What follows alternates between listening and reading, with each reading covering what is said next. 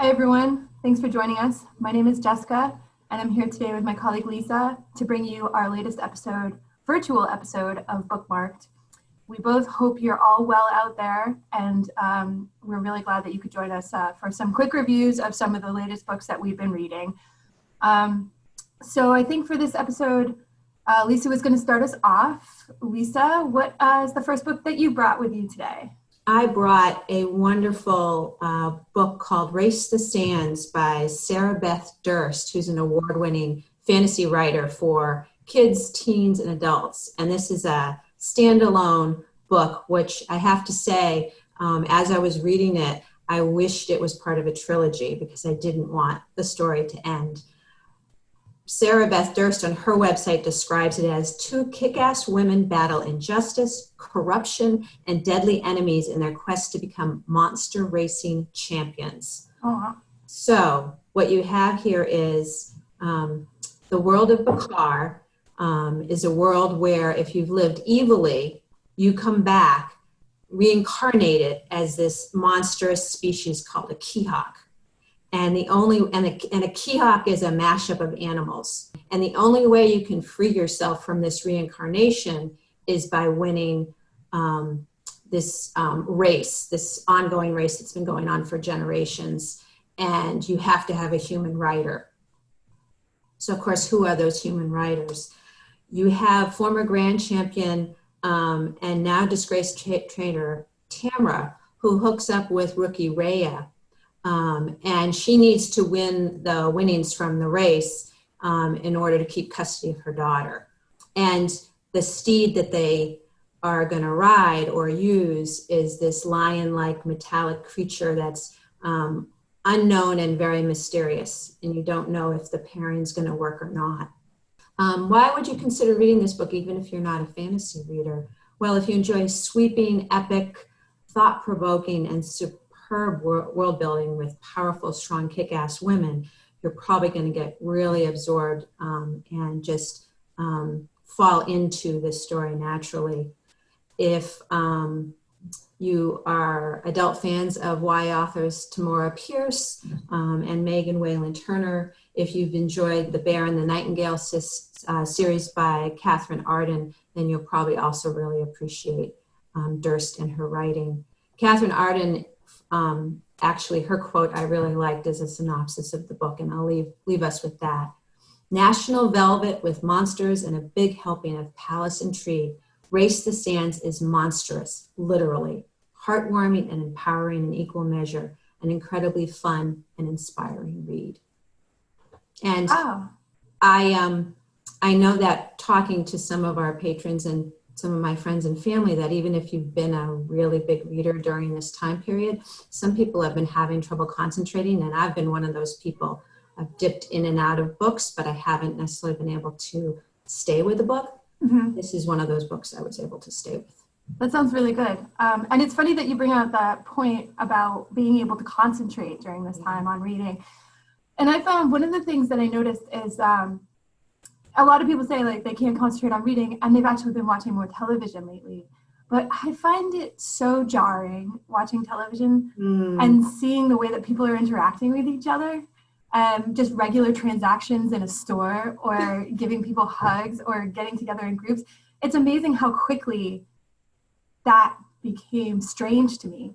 And it's funny though, in books though, I don't feel that. Same thing, and maybe it's because it's lacking the visual. We've done the same thing when we've been, streaming Netflix or whatever, or watching a movie, and you see a big group of people, and you're like, wait, oh no, wait. Yeah, that's right. This is the time before. It's not the new normal. So exactly. So I'll go through now to the first book that I chose, and that is The Cactus League by Emily Nevins. And this is a debut novel for Nevins, she is no way a novice. She is the current editor of the Paris Review, and she has published for numerous literary magazines in the past. The Cactus League of the title, if you aren't already familiar with it, references a location that half the teams in Major League Baseball play and train during the months leading up to the regular season. And right now, if things were the way they were, we'd be about 2 months into the regular season, which is crazy. So this is a great book for people who might be missing baseball season at the moment. Nevins is incredibly adept at describing the game and using the terminology. And so she really must have immersed herself in this world of the sports writer, the players. The book is divided into 9 sections, 9 innings. And the whole book revolves around the central character of Jason Goodyear, who is the latest star of the fictional team, the LA Lions. Each chapter, though, deals with a different character in this world of the Cactus League in Arizona. So we have one chapter devoted to the baseball wives, and that's a really interesting chapter. It functions kind of like a chorus. Then there's a chapter on the owner of the team, who is a Black man in Major League Baseball. So that's a really interesting dynamic there. There are also chapters devoted to people who are kind of very much on the fringes of baseball. And one of them is about the women who wait outside the ballpark for the guys to come out. They're kind of older divorcees maybe, and they're just waiting to have a quick fling with the baseball players after they've had a rough day or something like that. One of the things that I realized when I started writing about it was that she's actually more so than just the simple structure of 9 innings. She's really true. This really feels like a live baseball game if you've ever gone to one. I actually love going to baseball games because Jason Goodyear is this figure that kind of pops in and out of each of these chapters. So he's the connecting thread throughout. And it's almost like watching a game where the star player keeps popping up, every inning to hit. And then we also watch his struggle from afar through the eyes of these other characters. We watch him struggle through his game all the way to the end where he may or may not save the game. And then we get, visions of other players that are popping out in and out of each of these innings. And then you have the whole crowd around also, which we're focusing on as we're watching the game, because so much more happens at a live baseball game than just the baseball game.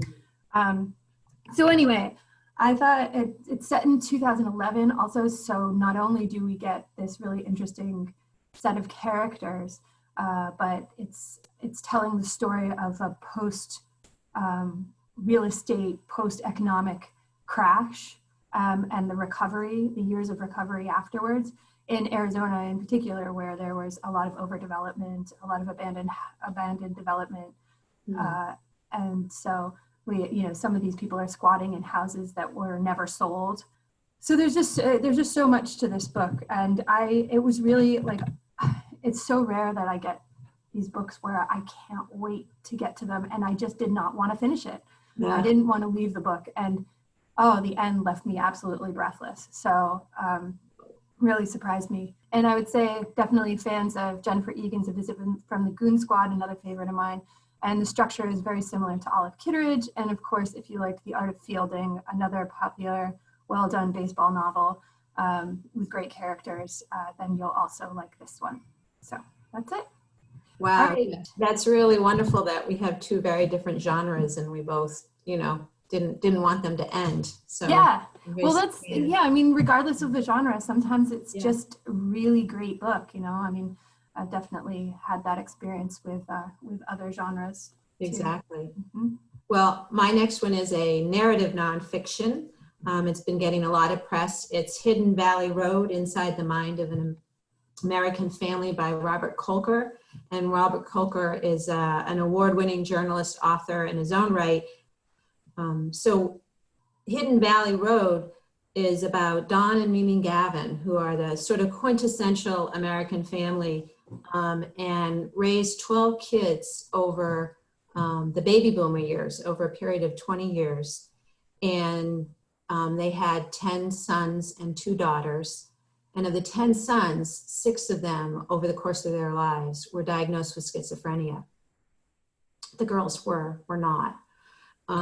So you have this incredible family and the situation of basically a sociological as well as a scientific medical detective story that Kolker tells as he alternates his chapters. So you have sort of composite or sort of mini biographies of different family members throughout, and then he alternates that with the scientific and sociological history of schizophrenia. So, you know, when was it first diagnosed? How was it first treated? And he follows that up through the decades. One of the things that I found particularly fascinating with reading the storyline was that, unfortunately, treatment for schizophrenia has not, well, I should say biochemical treatment has not come much further in present day than it was even a generation ago, which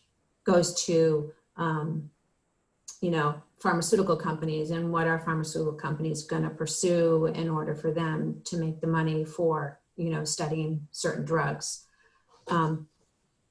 In one of the interviews I found of Kolker, it was actually from the New York Times Book Review podcast, he queries and was really intrigued about the two daughters who were not beset with schizophrenia, but were both unfortunately sexually abused by some of their brothers. And he says, beyond the question of how could all this happen to just one family, the real driving question for me in writing the book was, you could have walked away from this family at the age of 18, moved to LA, gone to law school, become a lawyer, sent them Christmas cards once a year and be done with it. Kolker says of the daughters, and yet here you are, still part of the mix, still part of this family, still devoted to them in many ways. How does that work? How does that help us understand what it means to go through such trauma? What does it mean to come out the other side of an experience like this? And how did you come out the other side? And that is one of the masterful things that Kolker does, I feel. He has no judgment for any family member in the book. And if you know the history of sort of any sort of mental illness or mental health condition, traditionally through the ages, the mother was always blamed. You know, when you think about autism, when you think about other mental health disorders, oftentimes the mother initially is always blamed for the syndrome. And he was really, really careful and thoughtful in his research about showing, well, no, like there's, you know, it's the nature nurture sort of argument, but there's so many underlying possibilities of how this disease manifests itself and how it happens. So I really appreciated his writing ability, his ability to basically tell the facts in a really concrete and clear way, and with some really complicated concepts and premises around the psychology and the disease itself, share with us this incredible story of this family and how they did survive amidst the turmoil. You would think that it would just be a depressing read, right? And yet it was at times really uplifting, and the resiliency, especially of the sisters, and the difference between the sisters, like they weren't always there fully. They did the best that they could, and it was nice to see that they were allowed to, you know, choose their own path as well when they became adults and were able to. So the book that it reminded me the most of, although it had many other different issues, was The Immortal Life of Henrietta Lacks that came out several years ago. Mm-hmm. Because the same sort of thing, you've got sort of the history and the biography of this whole family, and then you've got the hard science that's explained in a really understandable and approachable way. Right. Oprah has picked it as her pick for April, and she has said, Hidden Valley Road is an extraordinary scientific detective story and family saga. Robert Kolker ushers us into the world of the Galvin family in a very intimate way. Reading their story shows us the way secrets and dysfunction fester and how families ultimately survive and endure. And then I'll leave you with the last quote from Laura Miller of Salon. It takes a rarer, more humane and imaginative writer to show the dented magnificence and universal sorrow within ordinary lives and make you realize how much more they are worth. So that's Hidden Valley Road, Inside the Mind of an American Family by Robert Kolker. I highly, highly recommend it. Wow, that sounds really powerful. And I know that you have recommended that to some other readers that you're connected to, and they've also been really affected by it too.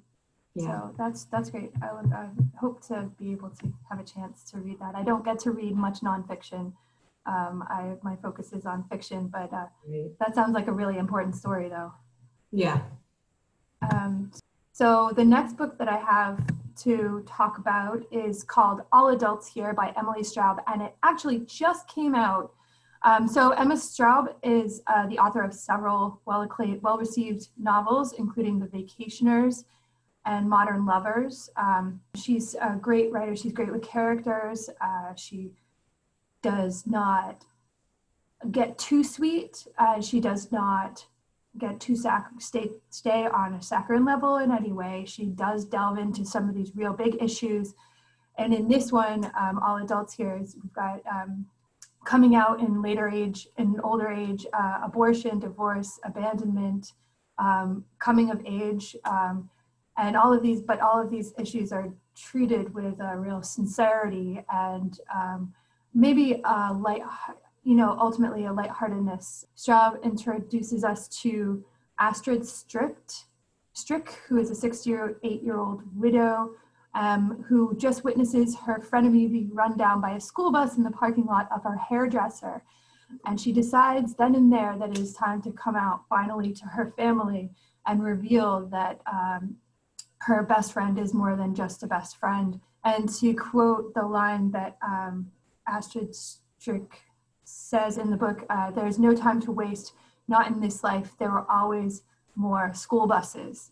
So this then starts the ball rolling towards her finding a good opportunity to let her family know who she is really and who she's been hiding from them for so long. Meanwhile, her granddaughter is being sent from her son's home in Brooklyn to stay with her after an incident at her school. And her daughter Porter is recovering from an affair with a married man and is also pregnant with a baby of an anonymous sperm donor. So Porter is very much an independent woman, does not want to deal with any kind of serious relationship or marriage, but she does very much want a child. And so it looks like she's finally going to get her wish there. And her eldest son, Astrid's eldest son, Elliot, is struggling in his marriage and with his twin boys, and also a secret real estate proposition that he's come into. And it's debatable as to whether it's a good decision or what his real motivations for going into this deal are. So like Straub's other novels, the setup is most of the novel and everyone's issues clash and rhyme with everyone else's until the final revelation puts everyone in its place. But you'll really, fall in love with the characters along the way in all their ups and downs. And of course, the ironic thing about the title is All Adults Here. Cecily, Astrid's granddaughter, is really the only adult in the room. She's very reasonable. She's very cautious. She understands everything that's going on, even though people try to shield her from it. And she's just one of those really fun, interesting, precocious kind of child characters. Emma Straub is really good with the matriarch of the family. She's a real person. She's got lots of dimensions, and she's just sort of, they're all the characters, but mostly the mothers are trying to get to a place where they can just be and not have to, be representing the family and also kind of hiding their true selves. But all the characters are really trying to find that place where they're finally coming into their adults. Even the adults are not quite at a place where they're adults yet. I look forward to picking that one up, Jess, or downloading it soon. That sounds good. Okay. You're right. It sounds very full of sunshine, which more of that these days. Oh yeah, I mean, I'm sure it's going to be on everyone's list for summer reading, whether or not we can go to the beach with it. Or my next one is a little more lighthearted, and it's a middle school novel by one of my favorite writers, The List of Things That Will Not Change by Rebecca Stead. And Rebecca Stead won the Newbery Award back in 2010 for When You Reach Me. So if you have young people in your life, you're probably familiar with that one. And that one had a thread through it about the wrinkle in time. So we would often tell people that before you would pick up Rebecca's book, you might want to reread or re-listen to A Wrinkle in Time in order to get how well she paired those two stories up. But to go back to the list of things that will not change, you have the story opens with present day B, who's 12 years old, thinking back 2 years previous to when she was 10.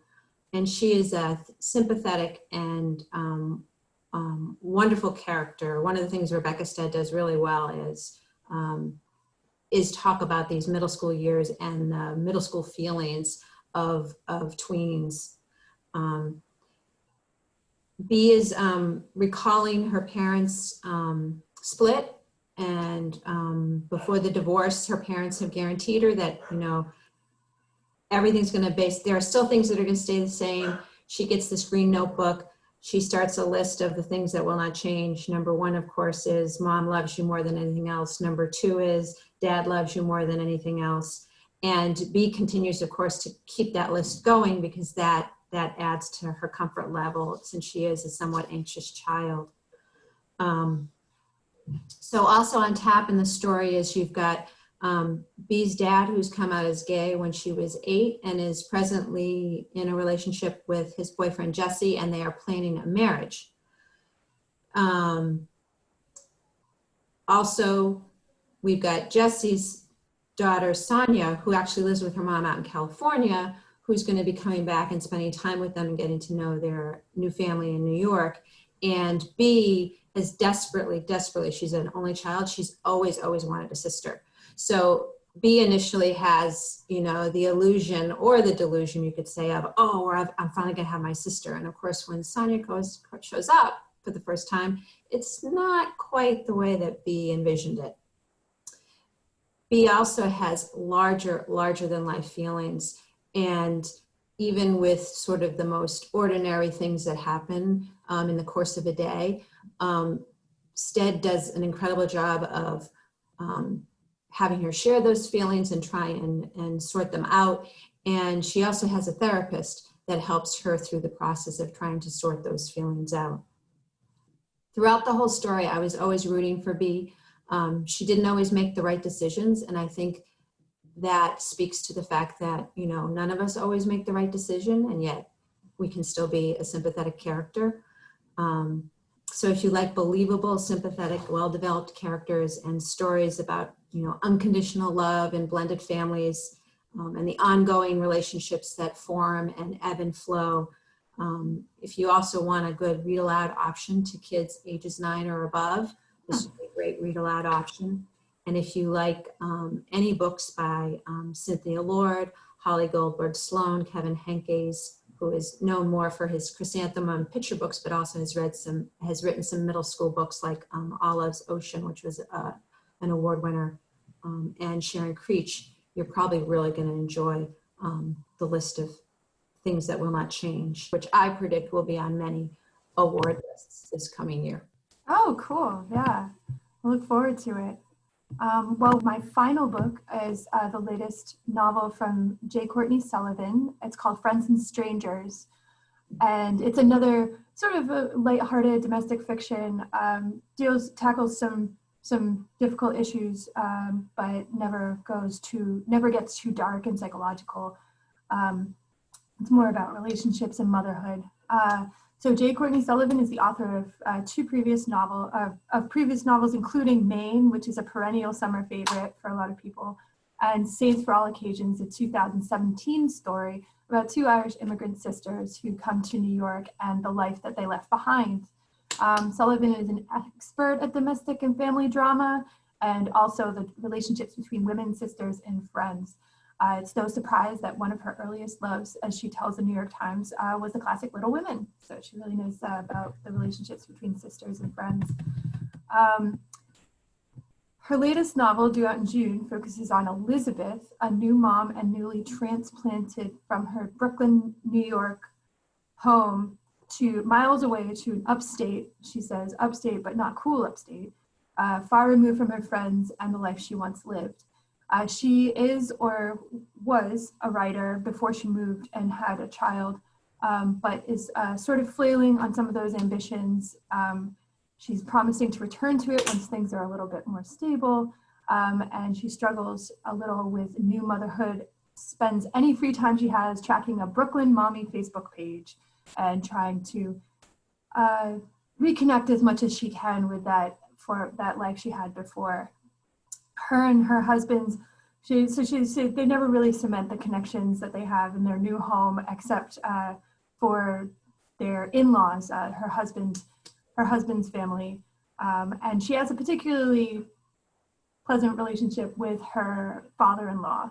He's got some interesting political views, and he keeps trying to draw her out and encourage her, as annoying as he might be sometimes. When Elizabeth and her husband decide to hire a babysitter for the first time, Sam, a senior at a local women's college, enters the picture. Sam is immediately wonderful with Elizabeth's child and a huge relief to Elizabeth, and the two of them become good friends, but things start to become a little fraught when Clive, Sam's older boyfriend, and Elizabeth's father-in-law become involved in the mother-babysitter relationship. And Elizabeth finds herself having to make some difficult decisions and deal with some betrayal. Tom Perrotta, author of Little Children, An Election, and many others, The Leftovers, says, Friends and Strangers is a smart and deeply compelling exploration of female friendship and the complicated politics of motherhood and childcare.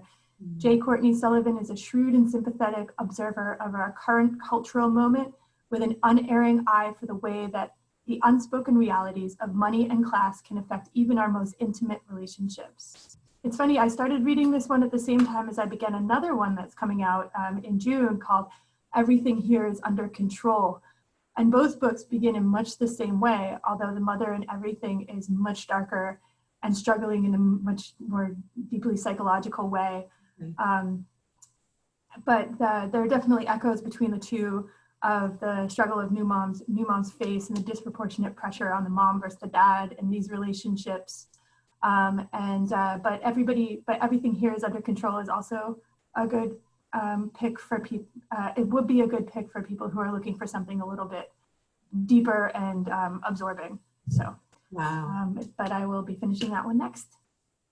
So that's all the books that I had today. Lisa, did you have a few notes that you wanted to share? Yeah, I just wanted to remind you that when you go to our homepage, chelmsfordlibrary.org, you have the option to view the events calendar here and to see what's happening virtually. Let's just do this. That'll be easier. So everything's listed and will be, obviously being updated on an ongoing basis. There's a couple of things where you would need to register. For example, if you want to do the Adventures in the Vegetable Garden, you need to click on and then register. So that would be down here. And then obviously if you want to get all the online downloading items, books, movies, ebooks, if you click up there, the Stay Home, Stay Connected, then everything's listed under each of these categories and you can get all the e-content through there. So we hope that you all continue to stay home and to stay safe and to be taking care of each other. And we're thinking of you and we miss you and we miss each other. And we look forward to seeing you when we can see you. Take care, everyone. Bye-bye. Thanks for joining us. Bye.